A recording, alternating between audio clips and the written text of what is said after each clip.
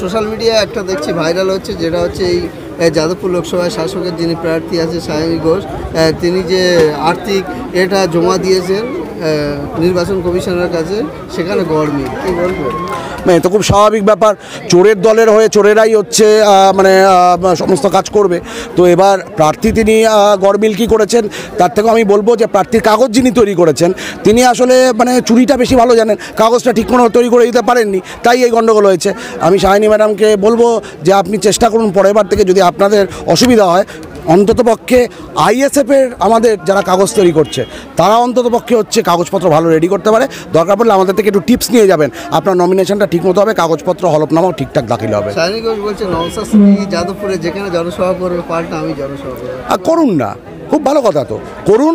শুধু জনসভা করার সময় খেয়াল রাখবেন আপনাদের জনসভাগুলোও কিন্তু আপনার এলাকার যে আপনাদের তৃণমূলের যে কর্মীরা আছে তারা অনেক খেটে খুঁটে নিজেদের পকেটের পয়সা দিয়ে করবে। তো আপনাদের যে দলের যে সমস্ত কন্ট্রাক্টররা প্যান্ডেল বানাবে আর হচ্ছে চাঁদোয়া তৈরি করবে, তো 5 টাকার জিনিস যদি 50 টাকা নেয় আপনার দলের লোকেরই পকেট কাটা যাবে, সেটা দয়া করে করবেন না। চুরিটা বাদ দিয়ে বাকি জনসভা যত ইচ্ছা করুন, কোনো অসুবিধা নেই, ভোট আইএসএফই পাবে। পুরো সর্বত্রই আইএসএফ হচ্ছে তাদের সমর্থক এবং তাদের ভোটারদেরকে নিয়ে হচ্ছে তারা এগিয়ে আসছে। গতকাল একেবারে ভাঙড়ে কাঁটালিয়াতে মোহাম্মদ সেলিমের নেতৃত্বে একটা হয়, সেখানে মোহাম্মদ সেলিম একটা বিস্ফোরক একটা দাবি করেন যে জোট নিয়ে তিনি একটা বলছেন যে আমার কাছে সালাম আলাইকুম, ওয়ালাইকুম আসসালাম এরকমভাবে হয়েছে, আমি হোয়াটসঅ্যাপ করলেও কোনো সুরা মিলেনি, কি বলবেন? এই যে মোহাম্মদ সেলিম যা বলেছেন, তাঁর যদি হচ্ছে সাহস থাকে তাহলে হোয়াটসঅ্যাপগুলো উনি প্রকাশ করুন প্রকাশ্যে। আমাদের সঙ্গে যা কথাবার্তা হয়েছে, যা বাক্যালাপ হয়েছে, আমরাও সেটা প্রকাশ করব, এটা বিষয় নয়। হোয়াটসঅ্যাপে কি কথা হলো না হলো, যদি সত্যি আন্তরিকভাবে তারা চাইতেন এই রাজ্য থেকে বিজেপি এবং তৃণমূলকে পরাস্ত করতে, তাহলে আইএসএফের সঙ্গে জোটটা তাদের করতে হতো, সেটা তারা করেননি। তো ফলত এখন এই সমস্ত ছেঁদো যুক্তি দেওয়ার কোনো মানে হয় না। জোট হয়নি, ওনারা জোট যে করেনি তা নয়, বিভিন্ন জায়গাতে যেখানে আইএসএফের জেতার সম্ভাবনা আছে সেখানে তারা প্রার্থী দান করিয়ে আসলে এই রাজ্যের বিজেপি এবং তৃণমূল বিরোধী যে শক্তি, সেই শক্তিকে তারা দুর্বল করেছে। এই যে বিভিন্ন জায়গায় আমরা দেখলাম যে এর আগে একটা প্রোগ্রাম আপনাদের বেদবেড়িয়াতে সেখানে হওয়ার কথা ছিল, কিছু এর জন্য সে হামলা হয় এবং দক্ষিণ চব্বিশ পরগনার একাধিক জায়গায় বেশিরভাগ অভিযোগ আছে তারা ভোট কেন্দ্রে যেতে পারে না, প্রত্যেকটা ভোট কেন্দ্র। আপনারা এই সামনে যে লোকসভা ভোটে 1 তারিখ যে ভোট আসছে, আপনারা কি ব্যবস্থা নিচ্ছেন যারা ভোট দিতে পারছেন না? প্রথম কথা হচ্ছে আমাদের আইএসএফের উপর আক্রমণ যে জায়গায় যাচ্ছে এবং প্রচার করতে যেভাবে বাধা দেওয়া হচ্ছে, শুধুমাত্র রাজ্যের শাসক দল বলে নয়, প্রশাসনের পক্ষ থেকেও যে ধরনের হচ্ছে হেনস্থা করা হচ্ছে আমাদের প্রোগ্রাম নিতে গিয়ে, তাতে বোঝা যাচ্ছে যে আইএসএফকে রীতিমতো ভয় পাচ্ছে রাজ্যের শাসক দল, এবং তারই হচ্ছে প্রমাণ এগুলো। আমরা যে কথাটা বলতে চাই খুব পরিষ্কারভাবে, আমাদের যারা ভোটার আছেন এবং যারা আমাদেরকে ভোট দিতে চান তাদেরকে আমরা বলবো এটা পঞ্চায়েত নির্বাচন নয়, তাই পঞ্চায়েত নির্বাচনের মতো ডান্ডার খেলা এখানে হবে না। আর নির্বাচন কমিশনের উপর আমাদের ভরসা রয়েছে, তাদের যে ধরনের হেল্পলাইনগুলো আছে, আমরা আইএসএফ টেকনিক্যালি সেই জায়গাগুলোতে যথেষ্ট দক্ষ, ইতিমধ্যে আমরা বহু জায়গাতে হচ্ছে সেই সমস্ত অভিযোগগুলো পাঠাচ্ছি। তো ন্যাচারালি আমরা সেই অভিযোগগুলো করব, ভোটারদেরকে আমরা বলবো আপনার নির্ভয়ে 1 তারিখে ভোটের দিন এসে ভোট দিন, যাদবপুর লোকসভা কেন্দ্রে খামচিহ্নে ভোট দিয়ে আমাদের প্রার্থী নূর আলম খানকে ব্যাপক ভোটে আপনারা জয়যুক্ত করান। এই সামনে 1 তারিখের মধ্যে আবার কি আপনারা জনসভা করবেন? আমাদের এখন জনসভা হবে, এখন আমাদের জনসভা হবে। আমাদের বারুইপুর পূর্বতে হয়েছে, বারুইপুর পশ্চিমে আজকে হলো, সোনারপুর দক্ষিণ, সোনারপুর উত্তর, যাদবপুর, টালিগঞ্জ, ভাঙড়ে আমাদের আরও বড় জনসভা হবে। আমরা চেষ্টা করব যাতে বারুইপুরের জায়গাগুলোতে আরও আমরা জনসভা করতে পারি। নিশ্চিতভাবে জনসভা, র্যালি সবই আগামী দিনে আমরা মিডিয়াকে খবর দিয়ে দেবো, মিডিয়ার মাধ্যমে গোটা রাজ্যের মানুষ দেখতে পাবেন যে যাদবপুরে আইএসএফের জয়যাত্রা কীভাবে এগোচ্ছে।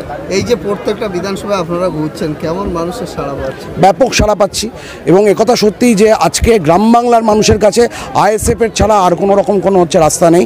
আইএসএফ একটা বিকল্প রাজনীতির জায়গাতে তারা নিয়ে এসছে, ফলত গ্রাম বাংলার মানুষের কাছে আইএসএফই হচ্ছে সেই বিকল্পের জায়গা, এবং সেই বিকল্পের জায়গা থেকে হচ্ছে মানুষ আমাদেরকে ভোট দেবেন। অনেকেই বলে মুসলিমদের দল আইএসএফ, এখানে দেখলাম বিভিন্ন হিন্দু মা এবং তানারা রয়েছে, এগুলো তাদেরকে কি বার্তা? যারা বলেন মুসলমানদের দল, তারা আসলে তাদের রাজনৈতিক শিক্ষার অভাব রয়েছে, তাই তারা এই কথাগুলো বলেন। কারণ তা না হলে তারা দেখতে পেতেন যে এই আইএসএফে আজকে আমাদের এসছিলেন আমাদের রাজ্যের সাধারণ সম্পাদক বিশ্বজিৎ মাইতি, উপস্থিত ছিলেন আমাদের এখানকার ধপধপির মহাদেব বাবু। এরা প্রত্যেকেই হচ্ছে আপনার হিন্দু অংশের মানুষ।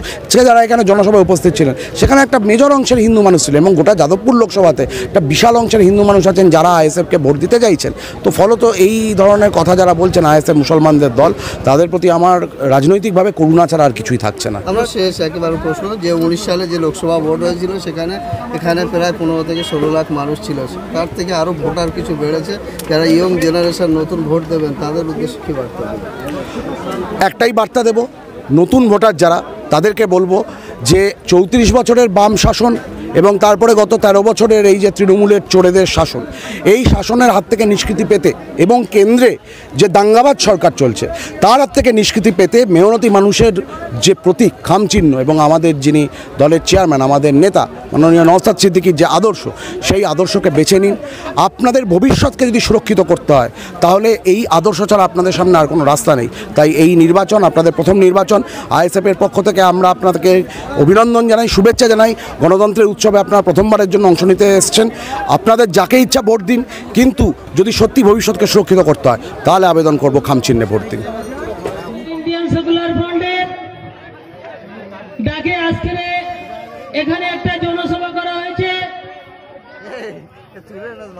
আমাদের আশেপাশে যে সমস্ত মানুষ আসছেন আপনারা তাড়াতাড়ি চলে আসুন। আর কিছুদিনের মধ্যে আমাদের প্রাণপ্রিয় ভাইজান আপনাদের সামনে উপস্থিত হবেন। তাই আপনাদের সবাইকে আহ্বান করা হচ্ছে আপনারা আমাদের এই অনুষ্ঠানে এসে যোগ দিন।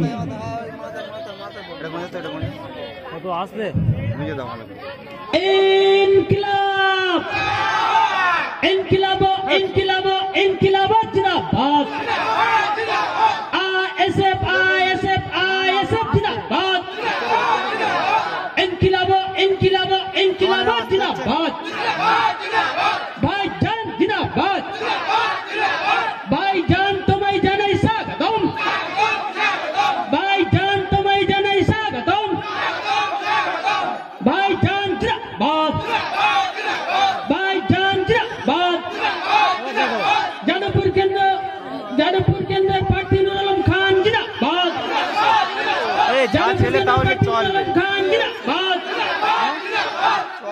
আর কিছুক্ষণের মধ্যে আমাদের যাদবপুর কেন্দ্রের প্রার্থী গরিব অসহায় পিছিয়ে পড়া লাঞ্ছিত বঞ্চিত মানুষের কণ্ঠ কিছুক্ষণের মধ্যে এখানে উপস্থিত হবেন। তাই আপনাদের বলছি আপনারা তাড়াতাড়ি এখানে চলে আসুন। আর রাস্তার উপরে যারা আছেন ভাই একটু নিচে আসুন। ওর রাস্তা সরু রাস্তা, আপনাদের কই বন্ধুরা একটু নিচে আসুন। ওখানে সরু রাস্তা, গাড়ি ঘোড়া যাচ্ছে, অসুবিধা হচ্ছে। আজকে আমাদের এখানে জনসভাটা খুব অসুবিধার মধ্যে দিয়ে এখানে অনুষ্ঠিত হচ্ছে, সেই জন্য